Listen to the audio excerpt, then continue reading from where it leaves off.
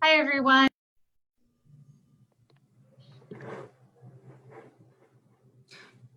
Muted. Hi, everyone. Thanks for joining us. We are going to just wait a few minutes for to allow people time to join us, and then we'll get started.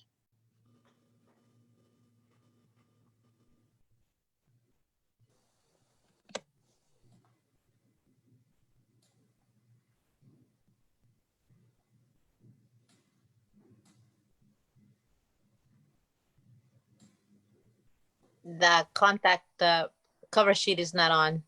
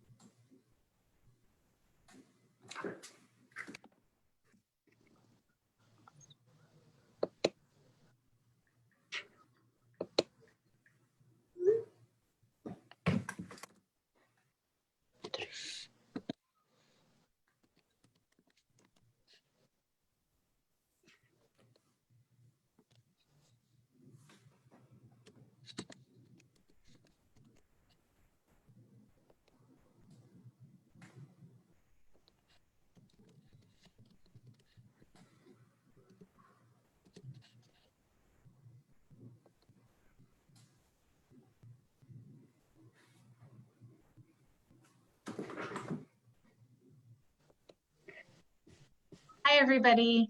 Welcome to Disability Rights Maryland's Facebook Live question and answer session. We're really excited to be with you all tonight and appreciate everybody for coming back and joining us. We're going to introduce ourselves. So Disability Rights Maryland is the protection and advocacy agency for the state of Maryland. We are dedicated to protecting and advancing the civil rights of individuals with disabilities, including students with disabilities. And my name's Megan Berger. I'm an attorney here in the education unit. I'm a white female with blonde hair, brown eyes, and I'm sitting in an empty room in my house. And I'm going to introduce next Leslie Margolis, who's the managing attorney of the education team at Disability Rights Maryland. Hi, everybody. So glad to be here again. So for the benefit of people who are not watching us, I am also a white attorney, and I have dark hair, and I am sitting in my office with lots of bookcases. I'm very glad to be here again, joining you. And I'm going to turn it over to Tasha Marshall. Good evening, everyone. I am Tasha Marshall, a paralegal here with Disability Rights Maryland. I am a Black female. I have honey-colored blonde hair, and I'm wearing a pink top. Nice to be here. And I'm going to turn it over to my colleague, Susanna. Good evening, everyone. My name is Susana Barrios. I am a Hispanic female with black hair, and I'm wearing a yellow top.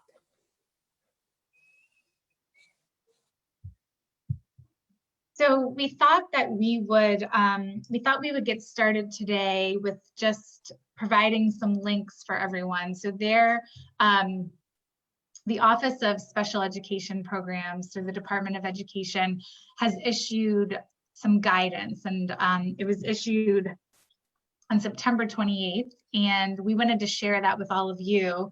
And one of the important things that the guidance says is that students with disabilities, for school systems, no matter the instructional, delivery method, whether instruction is being delivered, share that with all of you. And one of the remotely, or whether the instruction is being provided remotely or hybrid or in person, the students remain entitled to FAPE. The school systems have to provide students with a free, appropriate public education. And that obligation is not limited in districts like school districts in Maryland, where students are receiving virtual education. And so the obligation to provide each student with a disability a free, appropriate public education remains, and it can't be watered down. It can't be to the, to FAPE as best we can. It's full FAPE, and that's the obligation of the school districts. We also just wanted to mention that the Office of Civil Rights also issued a question and answer, answering questions for the return to school buildings for students with disabilities. And I know it addresses some questions regarding masks. So we wanted to provide that resource as well, so that you all can take a look. The guidance, the OSEP guidance, is not binding on state education or local education agencies, but it's very helpful guidance. So we wanted to share that. So one of the issues that we wanted to address before we get to questions, and I do see some questions coming into the chat box, is that we have become aware that some of you might be getting documents or letters from your school system saying that because of distance learning, it's not possible to deliver the services on your child's IEP, and just saying that services will be reduced. So they may be turning into consultative services instead of direct services, or the amount, the letter might say all children will get 30 minutes of consultative specialized education, or all children will get consultative speech and language services. And so this is kind of a blanket decision about what students will get. That runs directly contrary to the guidance that Megan just talked about, to the Individuals with Disabilities Education Act, to the requirement that your child get a free, appropriate public education, and that it be individualized to your child's needs. What is supposed to happen, and what's clear from the federal guidance and from the guidance that has come from the Maryland State Department of Education's Division of Early Intervention Services and Special Education, is that your child's IEP, the brick and mortar IEP, is the starting point. And what the IEP team should be doing is looking at all those provisions of the IEP and looking at whether there are any that really cannot be implemented in distance learning, because it's just impossible. So for instance, if your child was getting medicine administered at school, obviously it's not possible to administer that medicine when your child's not in the school building. If your child gets transportation, it's clearly not possible to transport your child to and from school if your child isn't going to a school building and leaving a school building. So any of those things that are on your child's IEP that are not possible to deliver, those things can get modified. They can be taken off the IEP for the duration of distance learning. But the provision of the specialized services, the related services, those things should be continuing. And the team should be looking at, are there different ways those services need to be accessed? Are there additional supports or different supports that need to be put into place to make it possible for your child to get those services? But what the team shouldn't be saying is, well, it's, tough times, and so we're just going to cut speech and language for everybody to X amount of service per week. So I just want to be really clear about that. I know before we get to other questions, I saw that there was a question about one-to-one support for in-person support for virtual learning. And this is a question that we address pretty much every week because it's coming up for a lot of children. We know that there are students who really cannot access distance learning without somebody sitting at their sides. And we also know that this is a pretty heavy lift for parents, and that you really should not be being forced to be your child's paraprofessional if your child has a one-to-one on the IEP, or if because of the nature of distance learning, your child needs somebody to support them. So while it may or may not be possible to advocate successfully for this, we do suggest that you amass the evidence that you have to show that your child is not able to make educational progress without that support, and that you then ask for an IEP meeting and advocate for that in-person support to assist your child. And if the team says no, make sure that the team provides you with a prior written notice that explains why they have made the decision and everything they've relied on in making that decision. And then you can determine if you want to move forward and challenge the decision using your due process rights. And one thing I'll just quickly add is that we know some parents have had success advocating for a virtual one-to-one. So, and that has been helpful for students in certain circumstances where it might not be an in-person one-to-one, and some students very well may need that in-person one-to-one. But there are students who are able to be successful with the virtual one-to-one, sort of being in the classroom with them, helping them with transitions, helping them with the technology, motivating them to stay focused, calling them if they need to. So that's just another option that could be discussed at the IEP team.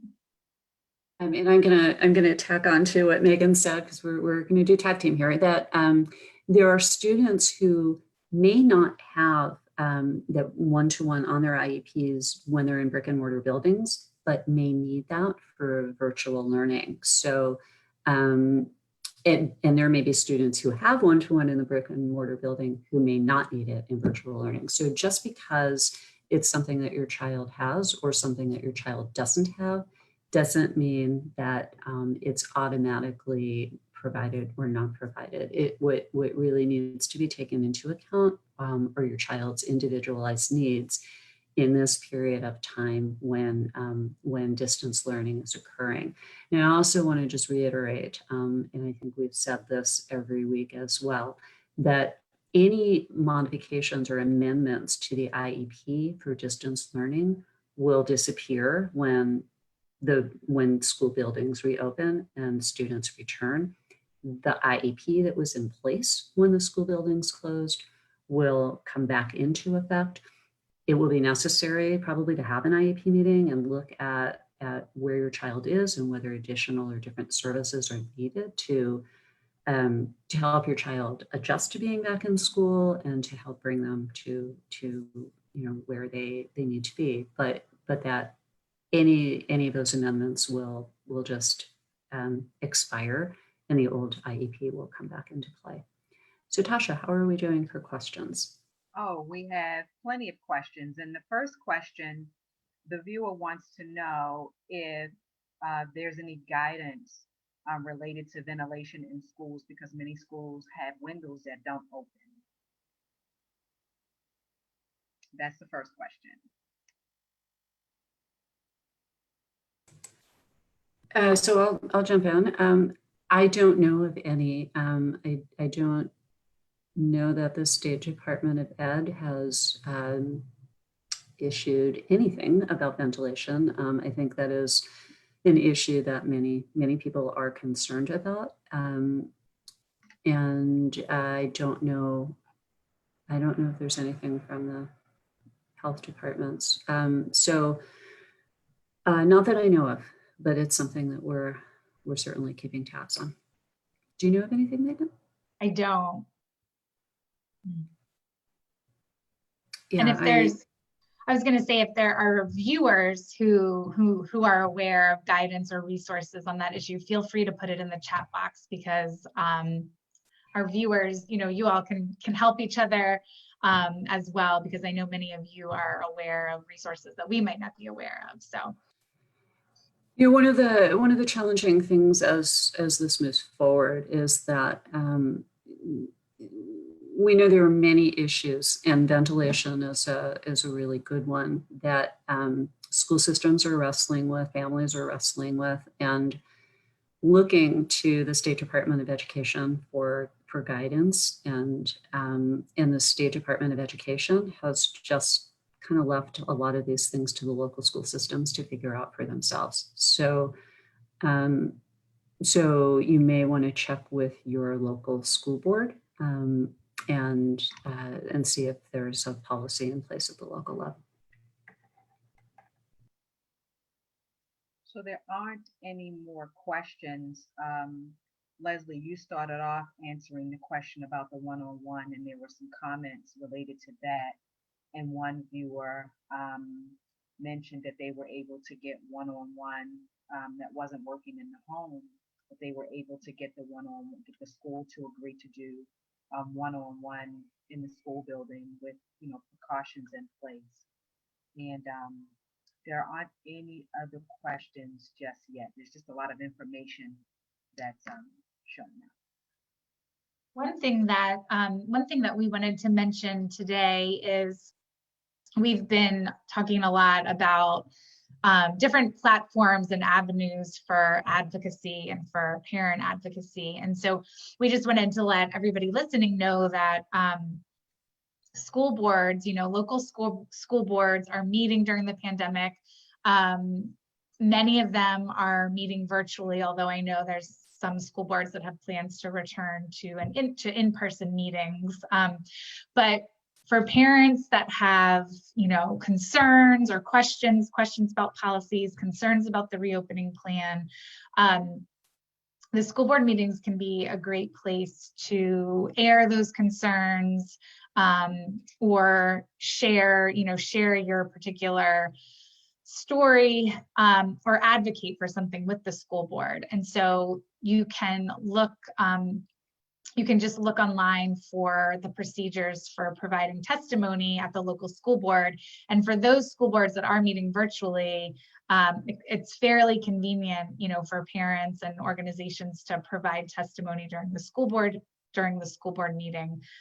So we just wanted to share that as sort of a possible platform where parents can do some advocacy, because I know that there are so many issues that we are all feeling very passionate about and concerned about, especially as some districts are preparing to return to in-person. So we wanted to just, offer that as another way that parents can provide advocacy with their local school systems.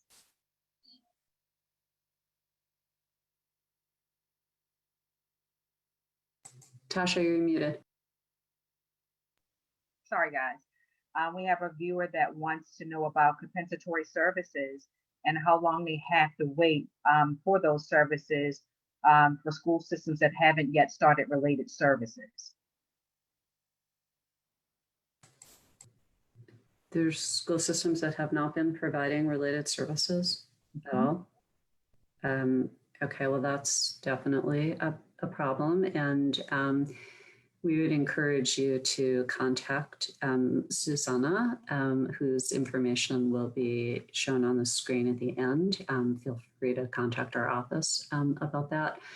So the issue of compensatory services is an interesting one, because we know that lots of kids will be entitled to compensatory services, but right now, because kids are not in school yet and that entitlement is still adding up, it's still accruing, it's a little bit hard to begin to make that request right now. And we tend to recommend that that families wait until kids are actually back in school and there's an assessment of their present levels, so that you have a sense of what what compensatory services would be appropriate and how much compensatory service will be appropriate for your child.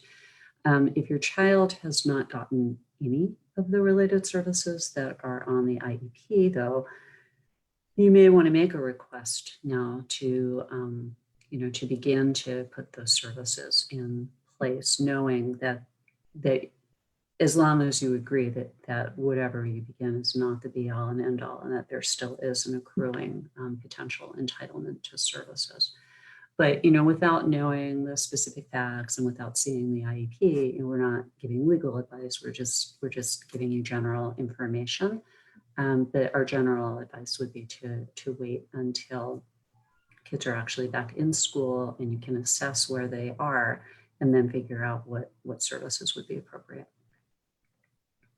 And I just wanted to add one thing about related services, because I know I've seen this issue come up a few times with parents. So, when Leslie talked about at the beginning of this question and answer, how this school year we are sort of returning to the full IEP, the brick and mortar IEP. So the related services that are on your student's brick and mortar in school IEP are the related services that should be provided to your student. And we know over the summer, we know during the spring closures that many students weren't receiving the related services that were on their IEPs, but they should absolutely be receiving those related services now. So as Leslie said, if your child has not, or the district is saying that they're not providing the related services, definitely reach out to us. And they are likely to be provided through telehealth. I know, many school systems are providing related services through the telehealth platform. But there is room, as districts are starting to reopen and bring certain students back into the school, there's room to start advocating for in-person related services as well. So I just wanted to clarify that if you're being told that related services are still on hold, that's a red flag for sure. We have a viewer that wants to know about enforcing attendance and whether or not they can enforce attendance if a student refuses to sit in front of the computer or doesn't want to turn the camera on, especially for students with disabilities. So students cannot be forced to turn the camera on. There are privacy issues that come into play with cameras, and families cannot be forced to turn cameras on. In terms of attendance, there are a couple of things that I want to say, and then Megan can add to this. We know that distance learning is really challenging for lots of kids. I mean, in general, it's really challenging. We know for lots of kids, it's particularly challenging because of the nature of their disabilities. And it's very difficult for many kids to sit still. It's difficult for them to focus on the screen. The nature of their disabilities makes it very challenging. We also know that, that parents are really worried about potentially being faced with truancy charges and all the attendance requirements. What I would say is documentation is really important. And if you have a child who really cannot sit and log in and do synchronous instruction for 3.5 hours a day, ask for an IEP meeting, document what your child is and is not able to do, document your concerns, and keep a log. We have been advising families from the beginning of the pandemic to just jot down, each day, what's your child able to do? Where's your child in terms of progress? Just to keep notes so that you have data. Any information you have is data about what's happening during distance learning. So if your child sits down, turns the computer on, and then turns it off and says, like, I'm done, log that information, but make sure that you're putting that in front of the IEP team and that you're putting them on notice. It puts the school system on notice. It's not your fault. The school system has an obligation to figure out how to serve your child appropriately. And it might be that your child can't sit at the computer, but can do paper and pencil tasks, or can do things in a different way, or can do them at other times of the day. It's up to the team to figure out what an appropriate mode of instruction and what an appropriate delivery of services looks like for your child. But just to make sure that you are not running into an attendance issue, ask for an IEP meeting and get this on the record. Megan, do you want to add? The only thing I'll add is I would just ask that if students are being disciplined for, sorry, hear my family in the background. If students are being disciplined for not putting their camera on, or camera related issues or things like that, give us a call. You can call our intake line, because I think we would like to know about that. All right, so we have another question from a viewer who wants to know about services and other supports that have been cut because of the pandemic, but could be reasonably provided. Can they demand that those services return to what they were prior to the pandemic?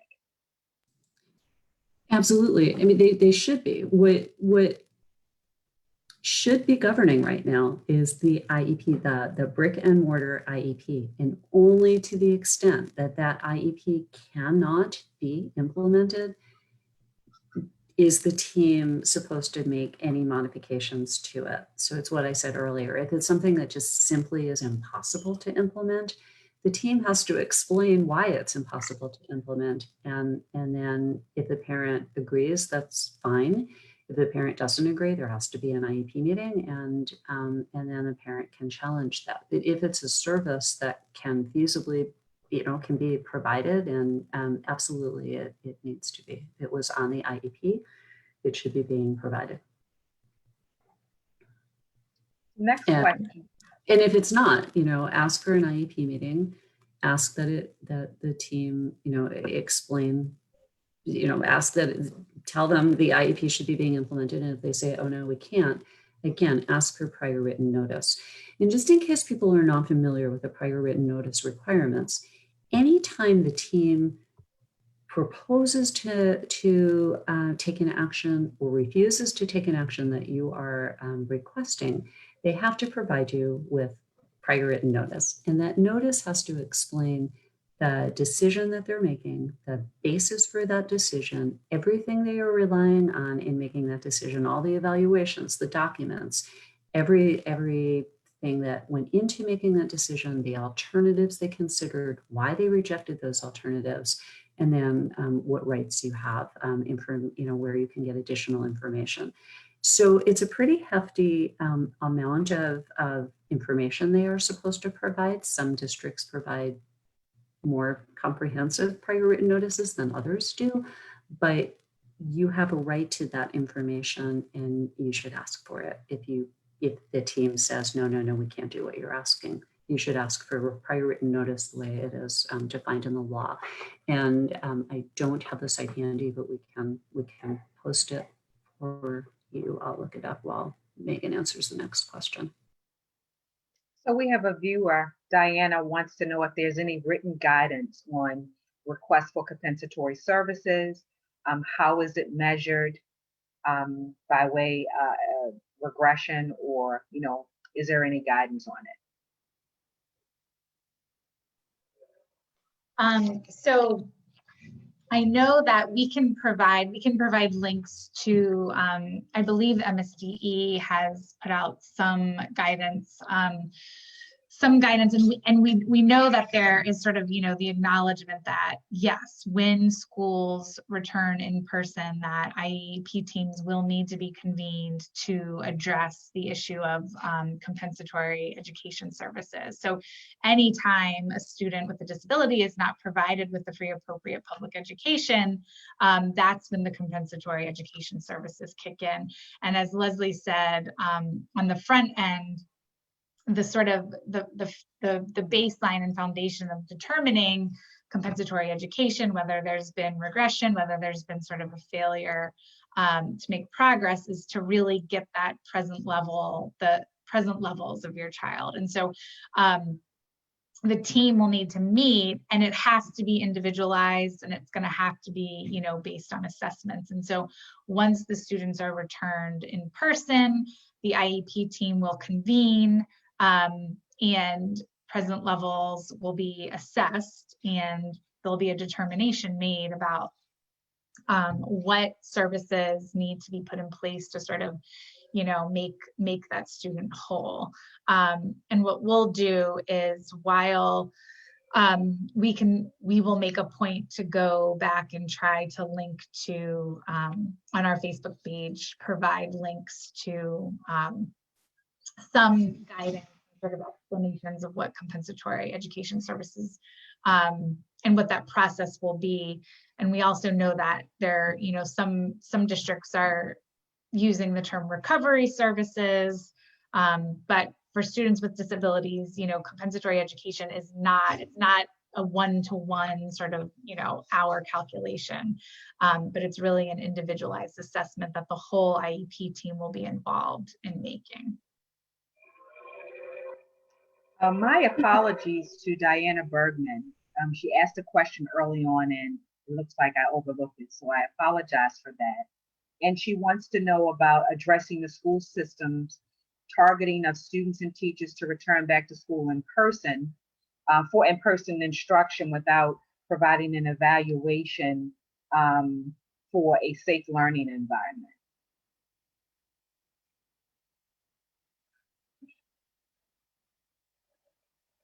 So has that issue been addressed? That's the question. I'm going to answer that in a slightly different way. What we have been concerned about is the decision to return certain groups of students to school buildings without, based on assumptions, right? So one of the concerns is that if you only return students with disabilities, you are identifying students as having disabilities, and you are segregating them by returning only students with disabilities, which denies them access to students without disabilities. And which raises concerns about the requirements, the least restrictive environment requirements of the law. And we know that, and it makes an assumption that based on the placement where you have been, such as a separate special education school, that you have not been able to benefit from distance learning, which may very likely be true. But it also assumes that there are students who do not attend these schools, who it doesn't take into account that there are students not in these schools who also have not benefited from distance learning.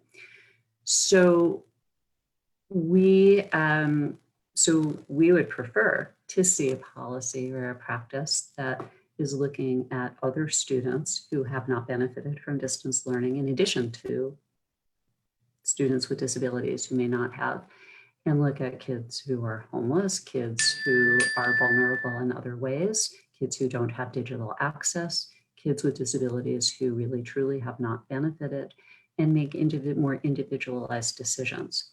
So in making more individualized decisions, that will raise health issues. Our understanding is that, you know, most of the districts, if not all, will be doing surveys and asking parents, you know, are you comfortable returning your child? even if the decision is to return groups of students who attend particular schools, the understanding, my understanding is that schools are not anticipating that all students in those schools will return. They know that there are students who have health conditions or who have family members with health conditions that will make it not possible for those students to return, and that they will have to make arrangements to ensure that those students receive a free appropriate public education, which makes it compelling, as compelling as it has been, to ensure that there are robust home-based services in place for students who are not going to be able to return to school. So none of this, no decision should ever be a blanket one-size-fits-all decision, particularly when you're talking about children who have disabilities.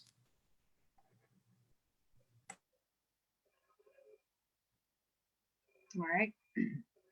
So our next question is related to what happens if virtual learning isn't working well, and what is an acceptable amount of time for additional help as the teachers are not able to keep the children engaged. So I think this question, goes back to some of the things that we've talked about before. If you believe, as the parent, if you believe that your student isn't benefiting from virtual instruction, isn't accessing virtual instruction, isn't able to participate in virtual instruction, and isn't gaining an educational benefit, then our advice is to request an IEP team meeting.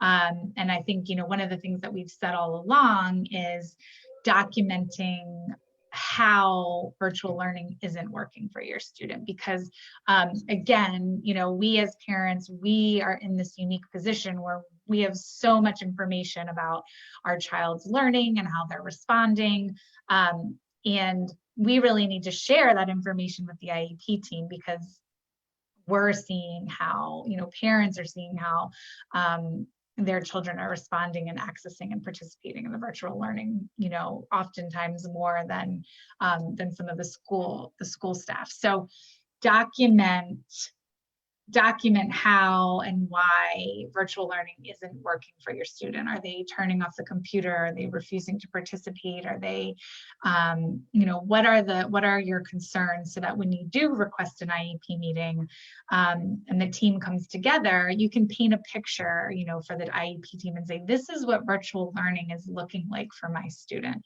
Let me paint a picture for you of what the day looks like.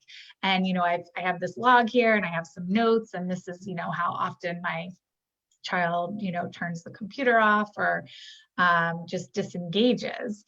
And then that will sort of be the starting point for the team to try and sort of think creatively about what accommodations and modifications can be put in place to ensure that your child is receiving a free appropriate education through sort of the virtual instructional delivery.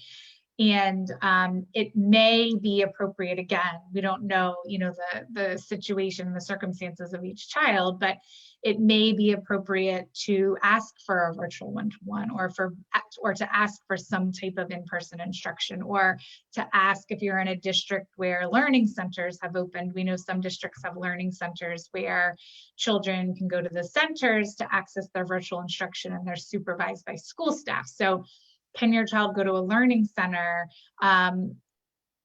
where, we know that some one-to-ones are being provided at the learning centers to be able to help access the virtual instruction? So it's really just having a conversation with your IEP team about these are the needs, and thinking creatively and asking questions about what's available in your district.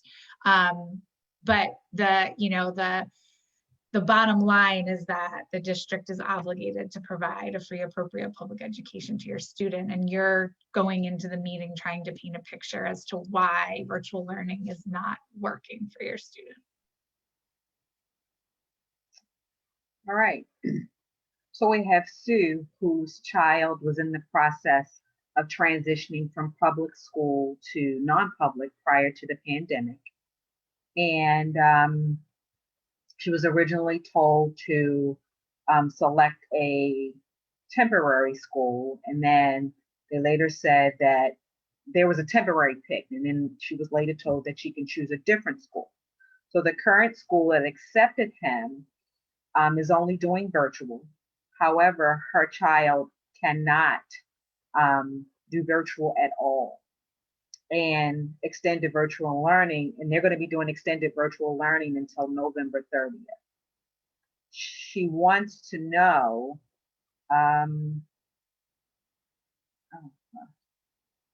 extended virtual learning, how hard would it be? I'm sorry, how hard would it be to ask the county to send him to a school where they're having in-person learning, even though the school may be a bit far? But they do have students that can live on campus during the week. Obviously, it will come down to money, and is this something possible, even if it's just done on a temporary basis? So in short, the current school is only doing virtual, which her child can't do. She wants to know if another school can be selected, a school that is actually functioning during in-person learning. Can she select that school on a temporary basis?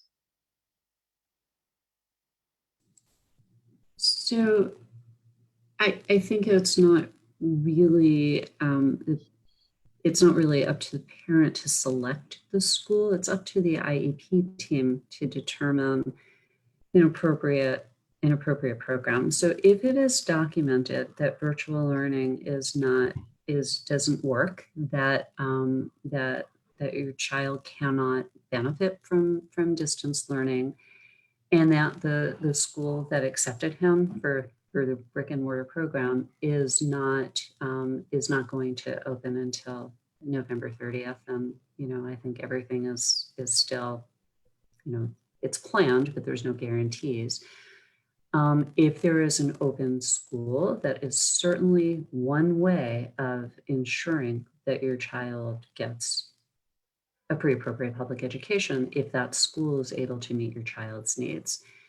So is there an entitlement to that? No, but is that one option? Yes. I mean, another might be for the school system to put staff in your home. Another might be to, there are other options, but that is certainly placing your child temporarily in a different non-public school that is providing in-person services, certainly one solution, and one that you don't get to select, but you can go to the IEP team and ask. And again, if the team says no, they have to document why they're refusing to take that action when they're not currently providing a free appropriate public education to your child.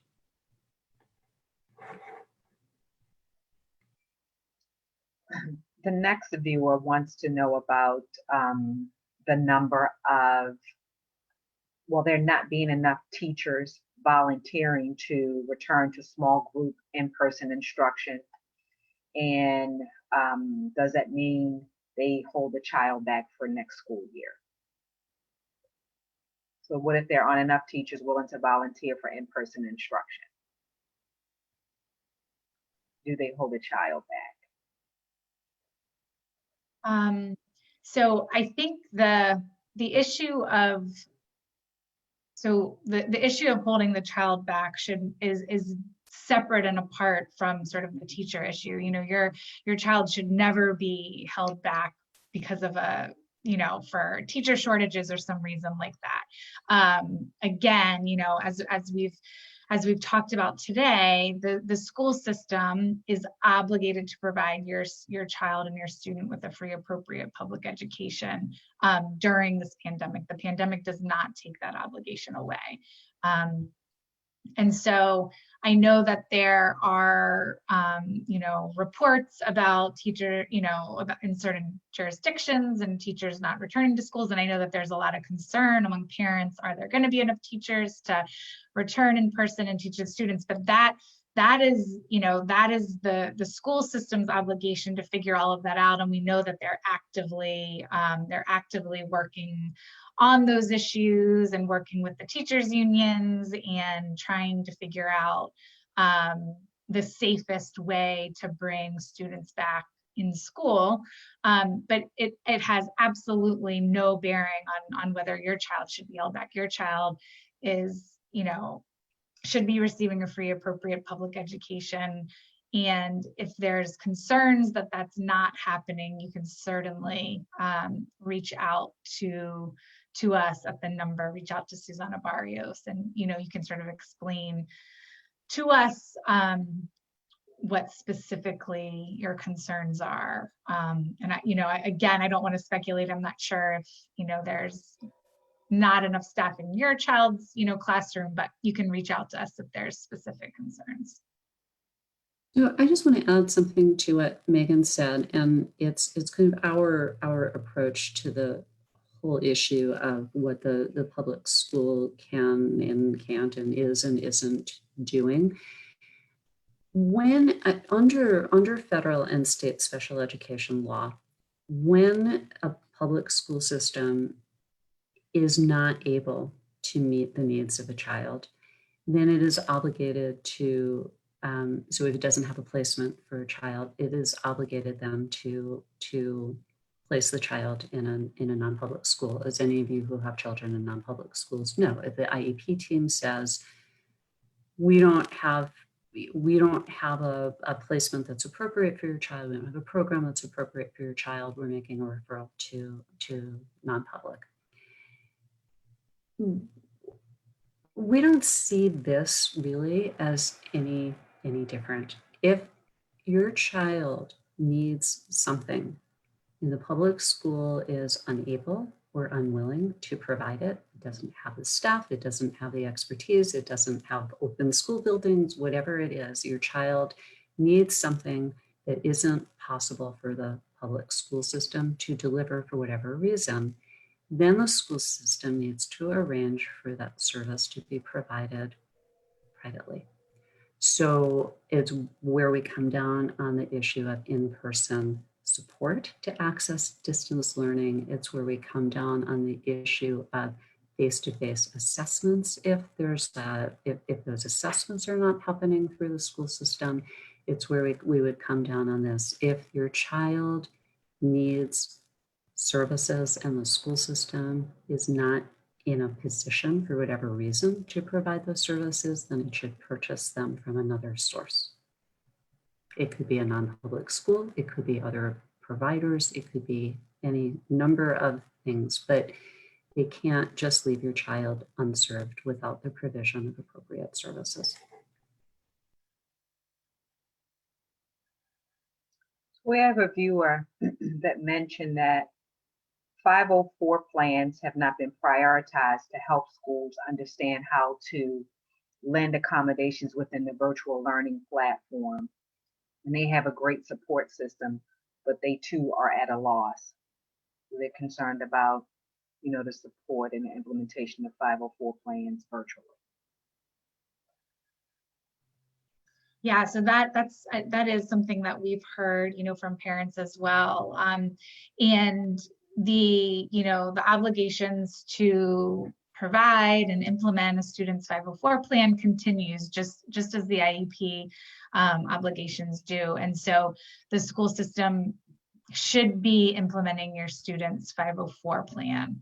And so if there are concerns that the 504 isn't being implemented, or there needs to be revisions to the 504 plan to accommodate your student in a virtual learning setting, again, you can always reach out to the 504 coordinator at your school to request a 504 meeting to talk about your concerns, to make sure that the 504 plan is being implemented, and to determine whether any revisions need to be made to the 504 plan or additions need to be made to make sure that your student is accessing and has whatever accommodations or modifications that they need to be successful in a virtual learning setting.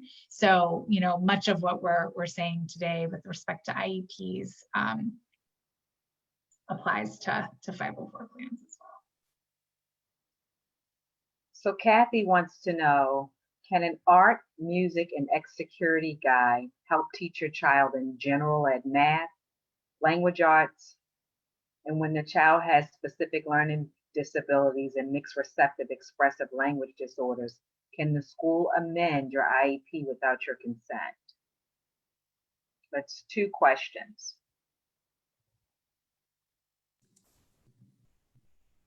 Well, the school system cannot amend the IEP without your consent. It can amend the IEP if you consent without an IEP meeting, but that's different.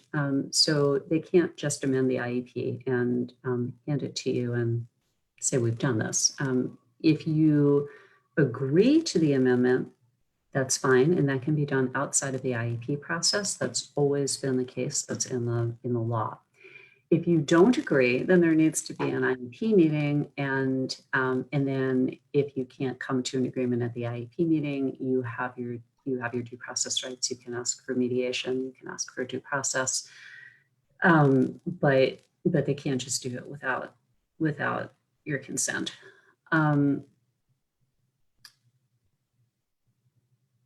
If they do that, if they make an amendment at an IEP meeting, however, if it's not an original IEP, they don't have to get your consent. So when you have subsequent reviews of an IEP, your consent is not needed for implementation of those changes. So if you were talking about an amendment outside of the IEP team meeting, then no, they can't do it without your consent. If you're talking about amending an IEP at an IEP team meeting, your recourse, if you don't agree, would be to challenge that through due process.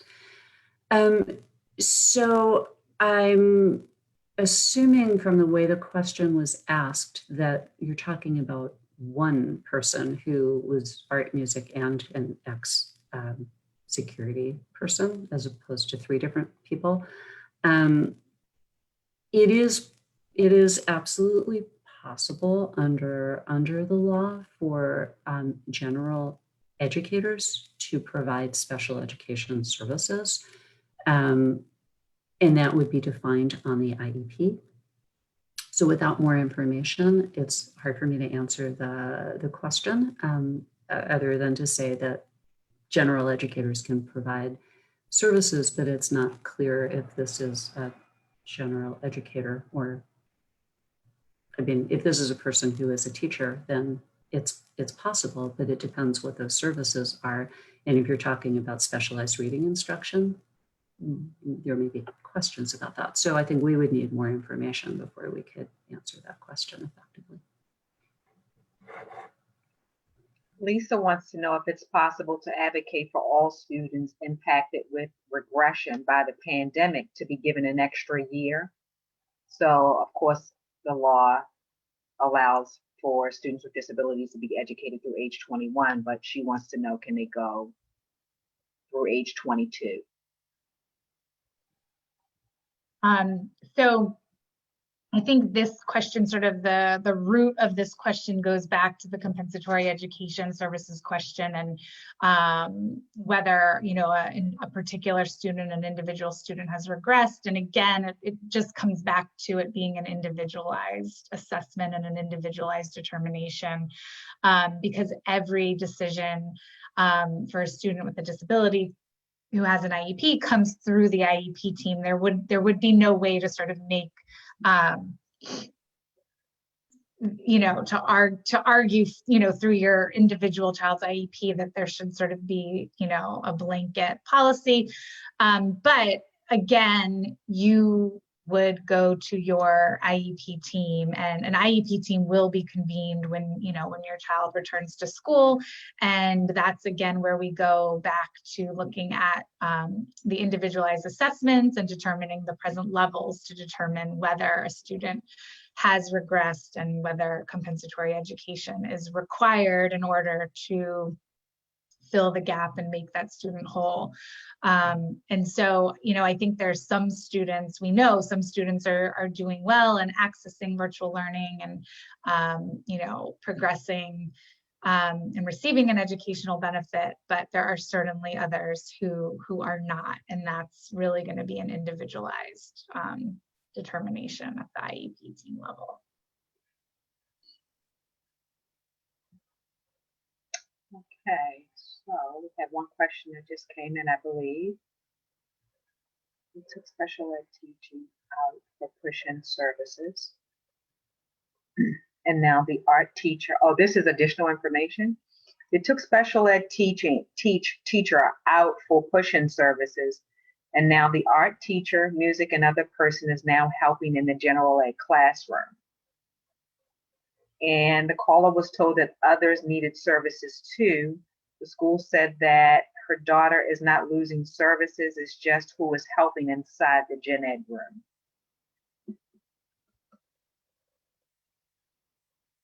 You're muted, Leslie. Sorry, I do that so rarely, but thank you. So I think I'd be a little bit less worried about the particular person who's delivering the service than I would about whether my child or whether your child is making progress or not. So I'd look at, what's actually happening in the classroom. Is your child able to keep up? Is your child learning? Is your child frustrated by what's happening in the classroom? And then, rather than making this about the person and the qualifications of the person, I would look at, is there a need for more service, different services? How are those services being delivered? I mean, it's not okay to just say, well, other kids need it more. If it's on the IEP, it should be being delivered. And then also going back to the IEP, who on the IEP is listed as the provider of the service? And that would be where I would start from. So if a team has made a change in who is delivering the service, they need to justify that change, and that would be one of the things that should be on the IEP amendment, and that's provided to you as something that you need to be consenting to, or there needs to be an IEP meeting to discuss why they're making that change, and then prior written notice if you disagree. So there is a formality to that process that should be happening. But if your child is doing okay, a lot of this always, whether you're in brick and mortar buildings or whether you are in virtual learning, is about picking the issues, picking your battles and figuring out what is it that, what are the key things here that need to be addressed. So if your child's struggling, then maybe this is the issue to address. If your child's doing okay, maybe there's something else that takes more priority. But I'd look at the whole picture and then make a decision based on that. So it looks like we are just about at 7:30. Yeah. I was going to say we will, we're at 7:30, so we will end this session, but please, if there are, any last minute questions, put them in the chat box and we'll make sure that we address them at our next question and answer as well. So I think that we're going to focus next week's Q&A for families who speak Spanish as their primary language. We're going to try to do that once a month. And but everybody is welcome to join. Just know that Susanna will be interpreting for us. But we will come back and do this again in 2 weeks. But you're certainly welcome to join next week. And if you know of families who speak Spanish who do not know about us yet, feel free to get the information out and invite them to come next week as well. But keep your questions coming. We really enjoy doing this every week. We're thrilled that we're reaching so many people and that you have so many questions, and we're really happy to be able to do this. So thank you. We look forward to seeing you in a couple weeks. Thanks everyone. Until next week. Bye-bye. Bye.